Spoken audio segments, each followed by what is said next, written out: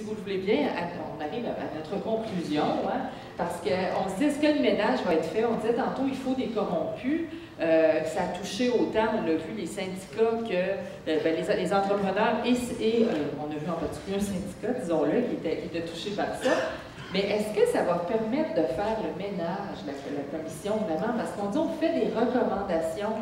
Mais là, d'après tout ce qu'on a dit depuis le début, puis d'après ce que M. Toupin a apporté, puis ce qu'Isabelle a apporté, on voit quand même que ça se peut, qu'il y a des choses encore, il y a des coins, disons, on ne pourra pas passer le balai nécessairement à la suite d'une commission. Est-ce que vous voulez commencer là-dessus, Isabelle? Bien, c'est-à-dire, est-ce que ça va faire le ménage? Est-ce que parce que la police existe, il n'y a plus de trafiquants de stupéfiants? Bien sûr que non. Alors, ou bien on renonce immédiatement, puis on dit, la partie est perdue, puis on laisse faire les trafiquants de coke, parce que de toute façon, on a tout le temps de l'avoir. Alors, si on fait ça, je ne suis pas sûre que c'est la meilleure des options. Alors, c'est un combat perpétuel. C'est pas parce qu'il y a une commission d'enquête sur le public, sur la construction, l'industrie de la construction, que soudainement, au lendemain de son rapport et de l'étalage de ses recommandations, le soleil va briller. Là. On n'est pas complètement angélique non plus. Là. Personne ne pense ça, ni vous, ni nous. Alors, mais c'est cette espèce d'exercice perpétuel où il faut leur donner de la misère à ceux qui veulent corrompre les élus, à ceux qui veulent mettre en place des stratagèmes de collusion. C'est ça qu'il faut faire. Il faut mener la vie dure au crime organisé. Parce que je continue de le dire, oui, il y aura toujours 2-3 fonctionnaires un peu mous, un peu vers de terre, comme dit Paul Arcand, qui vont accepter des enveloppes d'argent et des voyages dans le Sud. Mais outre ça, la lumière qui aura été jetée là, par la commission, c'est que le crime organisé cherche des failles pour rentrer là où il y a de l'argent. Puis le meilleur exemple, c'est l'Italie. Puis l'Italie, ils ont perdu le contrôle. Lisez Gomorrah, c'est d'un déprimant sans bon sens, mais c'est à lire, où ça montre que tous les secteurs ont été vraiment vampirisés par la mafia. De l'industrie du vêtement jusqu'à l'industrie du vin, jusqu'à l'industrie des déchets, on le sait, mais c'est affolant. Alors, c'est ça, le ménage ne sera pas complet, mais on aura quelques outils de plus et il faut garder l'œil ouvert pour absolument empêcher le crime organisé de prendre le contrôle du Québec. Bon lieu, c'est ça le danger. Au moins, continuer à leur dire qu'on les a à l'œil. Oui. On essaie de mettre en place des mécanismes. Ils leur mettent des bâtons dans les roues. Alors, il faut compliquer la tâche, c'est ça. On ne gagnera pas le combat juste parce qu'il y a eu une commission d'enquête, ça c'est sûr. Mais il faut leur livrer une guerre sans merci, perpétuelle. Et puis c'est chacun de nous, là. C'est pas... c'est tout le monde. Les médias font une chose, ils révèlent des situations. Je veux dire, on ne peut pas adopter des lois. Puis c'est pas juste dans l'adoption des lois. On peut multiplier les règlements. On l'a fait, je veux dire, on n'a pas le droit de faire ça. Il y a des lois contre ça, puis le monde le fait pareil. Alors, c'est pas en adoptant des lois qu'on règle le problème, c'est en étant vigilant, puis c'est en collectivement, en étant extrêmement éveillé à ça, qu'on va régler le problème si on y est. qu'on ne l'accepte pas, finalement. Oui. Est-ce que François veut réagir à ça? Oui, bien, est-ce que ça fonctionne? Est-ce que ça fonctionne? On vous entend bien. Oui, ça va? Oui. Je peux monter le son, mais... Vous avez la voix Je ne le montrerai pas. Bien, écoutez, en guise de conclusion, moi, je vous dirais que, bon, à l'ouverture, je vous ai mentionné que mes interventions dans le présent débat, puis dans ma vie, concernent évidemment votre défense,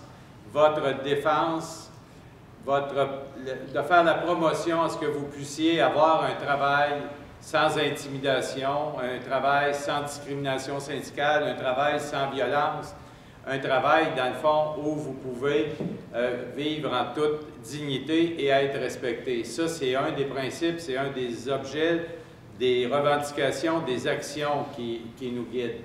Un élément nouveau dans ce contexte, et j'étais particulièrement très heureux, à la dernière réunion du conseil d'administration de la CCQ, alors non seulement on a été capable de nommer ce qui ne se faisait pas il y a 10 ans, 15 ans ou 20 ans, parce que comme vous savez, là, je viens de revenir au CA de la CCQ. Alors, on a nommé justement l'intimidation, on a nommé la discrimination syndicale. Évidemment, il y a eu des débats. Vous comprendrez qu'il y a un représentant d'une centrale syndicale qui a expliqué, et à juste titre, j'étais d'accord avec lui, que l'intimidation,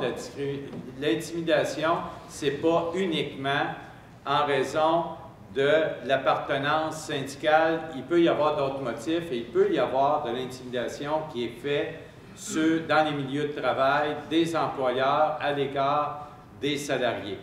Donc, on a pris une décision au conseil d'administration de la CCQ de faire une recherche, une étude, justement, sur l'intimidation en milieu de travail dans l'industrie de la construction. Bon, actuellement, l'organisme qui va exécuter la recherche n'est pas encore nommé. J'aurais aimé vous le mentionner ce matin, mais il n'y a pas eu d'entente entre la CCQ et l'organisme encore. Mais il devrait y avoir une recherche non seulement quantitative, mais aussi une recherche qualitative sur ce volet-là. Je vous rappellerai brièvement la route qu'on a faite pour combattre la discrimination syndicale, pour combattre l'intimidation. Le choix qu'on a fait à la CSD, c'est de travailler sur la représentation pour changer la législation. Au cours de la dernière décennie, on avait obtenu, entre autres, de Laurent Lessard, à l'époque où il était ministre du Travail, l'adoption d'une loi pour justement enrayer la discrimination syndicale sur les chantiers de construction. Ça n'a pas été suffisant. Par la suite, il y a eu la commission Gaspésia, pour laquelle Robert a participé aux travaux de la commission. Là encore, ce qui a résulté, outre le projet de loi de Laurent Lessard, les autres mesures, ça n'a pas été suffisant. Donc, on va continuer à faire en sorte qu'on puisse enrayer. Ça va être un des enjeux principaux de la CSD Construction au cours de la prochaine année, de travailler justement contre l'intimidation et la discrimination syndicale. Alors, ça va être une priorité à la CSD Construction. L'autre élément, c'est qu'il nous faut aussi travailler à remettre les pendules à l'heure, à faire la démonstration, à rappeler que cette industrie-là, c'est pas toutes des tripoteux d'entrepreneurs, c'est pas toutes des tripoteux d'ingénieurs, c'est pas toutes des mafioseux, mais qu'il y a quand même 167 500 salariés qui y donnent leur vie, puis qui le font de façon honnête et qui veulent gagner leur vie de façon honnête. Et notre raison d'être, c'est de faire en sorte que vous puissiez travailler dans la dignité et dans le respect. Et soyez assurés que dans ce cadre-là, on va poursuivre nos interventions pour faire en sorte qu'un jour, l'industrie de la construction soit exempte de toute cette dynamique de violence qui, malheureusement, l'assaille depuis déjà trop longtemps. Alors, je vous remercie.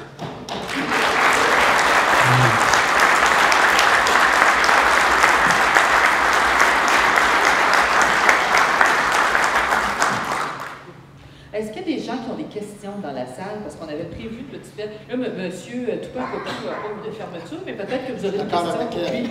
Ah ben, écoutez, si tout le monde s'entend, moi j'aime bien ça. Il résulte toujours des recommandations des commissions d'enquête un gain. Sauf que pour combien de temps ça va durer, c'est de toujours. Il y a toujours du positif suite à une commission d'enquête. Toujours. Voilà. Okay, ben, c'est un bon mot de la fin. Je pense qu'on avait en plus déjà des... Oh, ben, j'en doute pas, merci. Je peux poser des questions. C'est vrai que les au centre, on a le micro. J'ai quelqu'un qui s'appelle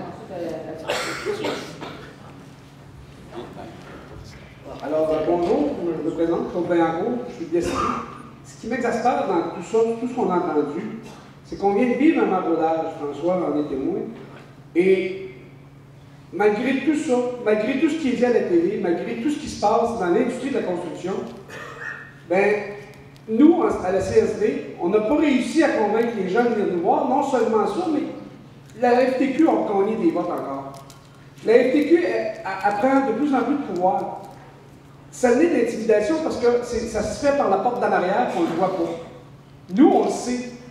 Parce qu'on a des gens comme François, on a des conseillers syndicaux qui se promènent dans nos régions, puis qui nous disent, qui nous démontrent la façon que ça se fait. Mais pourquoi que nous, on n'est pas capable de dénoncer ça? Pourquoi que vous, Mme Richer, en tant que journaliste, vous avez le pouvoir de faire ça, de dénoncer ces choses-là? Parce que ça se fait par en arrière, ça se fait discrètement, et ça se fait sur le dos des travailleurs. Merci. Bien, en fait, ce que je peux vous répondre, c'est que dans les médias, il y a des beats, donc il y a des champs d'expertise. Le mien, c'est les affaires judiciaires. Les relations de travail, c'est pas un champ d'expertise très couvert, effectivement. Dans les grands médias, oui, là, il y a quelques journalistes spécialisés là-dedans. Je pense à Lia Lévesque, notamment, à la presse canadienne, qui en connaît un bout sur les centrales syndicales. Et elle nous en fait la démonstration tous les jours à la commission. Mais c'est vrai que c'est un beat un peu orphelin dans les médias. Alors, je prends bonne note de ce que vous dites. Moi, je ne peux pas tellement vous aider sinon que par les petits reportages qu'on peut faire à la commission. Mais j'aurai ceci en tête désormais. Merci beaucoup. Une autre question?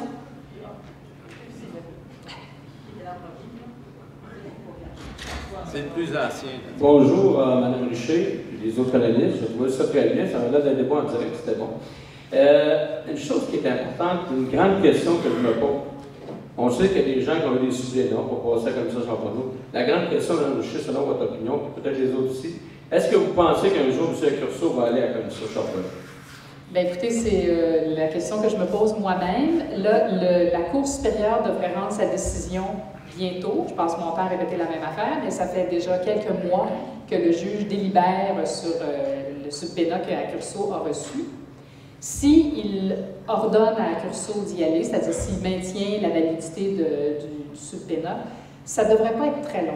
Bien que M. Accurso aura le droit de s'adresser aux tribunaux supérieurs, ce ne sera que pour demander un sursis, c'est-à-dire de demander aux tribunaux supérieurs de ne pas appliquer la décision de la Cour supérieure. Donc, ça devrait être assez rapide si on en juge par la rapidité avec laquelle on a appliqué la décision sur l'écoute électronique qui a été utilisée à la commission Charbonneau. Donc, si le juge pouvait rendre sa décision, mettons cette semaine, ce qui tomberait très bien parce qu'on est en congé de commission, ça donnerait peut-être une semaine ou deux de délai à l'avocat d'Accurso pour essayer d'obtenir un sursis, qu'il n'obtiendra pas, je crois. On écoutera Maître Toupin sur la question tout à l'heure. Et je pense que quelque part en mai, au plus tard en juin, il le faudra, puisque la commission va finir ensuite, mais je pense qu'Accurso devrait être forcé de comparaître à la commission. Est-ce que mes prédictions ont de l'allure? Non, je vais ajouter à ce que vous avez dit, Mme Richer, rien. Bonjour, François Bayrou, conseiller syndical. Bonjour Mme Richer, juste un petit point qui m'a titillé dans les commentaires qu'il y a eu concernant Bernard Gauthier. On ne tombera pas sur son sujet à lui, c'est un autre terrain qu'on va laisser à la commission puis à la Cour. Quand on parle des employeurs qui se sont présentés là, qui ont été se plaindre, qui vivaient de l'intimidation, il faut faire attention aussi. La personne qui va pleurer, l'employeur qui va pleurer en avant de la commission, c'est pas l'employeur non plus qui se donne une image qui a été maltraité, mais il faisait pareil avec ses travailleurs aussi. Dans ces régions, c'est un employeur qui était connu pour brosser ses travailleurs, ne pas payer ses travailleurs, ainsi de suite. Fait que des fois, l'image qu'il donnait, c'est pas l'impression, peut-être que tous les travailleurs savaient. Mais c'est ce que Bernard Gauthier a fait valoir, effectivement, c'est-à-dire il a fait ressortir ce côté-là sur sa page Facebook, notamment, là, en disant il peut bien aller brailler, lui-même traite super mal ses employés. Alors, il y a toujours deux côtés de médaille, c'est la base en journalisme, là. Il n'y a jamais rien qu'un aspect, il n'y a jamais rien qui est blanc ou noir, ça c'est tellement fondamental. Mais c'est vrai que c'est assez tranché à la commission. Alors, tu avais le supposément méchant Rambo et le bon, je ne me souviens plus de son nom. C'est un petit peu cartoon. Là. Il y en a qui s'en rappellent. Il y en a qui s'en rappellent sûrement, qui peuvent le connaître. Alors, effectivement, on est un peu impuissants, nous, parce que on n'y a pas. En tout cas, moi, je ne suis pas allée. Christian Latreille est allé. Il a rencontré ces gens-là. Il a présenté un portrait qui était, ma foi, qui montrait à tout le moins les deux faces. Là. Mais ce sera notre travail de continuer à voir comment, par ailleurs, comment tout ça se poursuit sur la Côte-Nord, puis si ces gens-là qui viennent se lamenter à la commission, peut-être qu'on a des récriminations à leur adresser aussi. Là, alors, on ne manquera pas d'ouvrage, je pense. Les jeux de Trépanier, Bas-Saint-Laurent-Gaspésie. On s'est inscrit, le ménage sera-t-il fait? C'est tout simplement une réflexion que j'ai.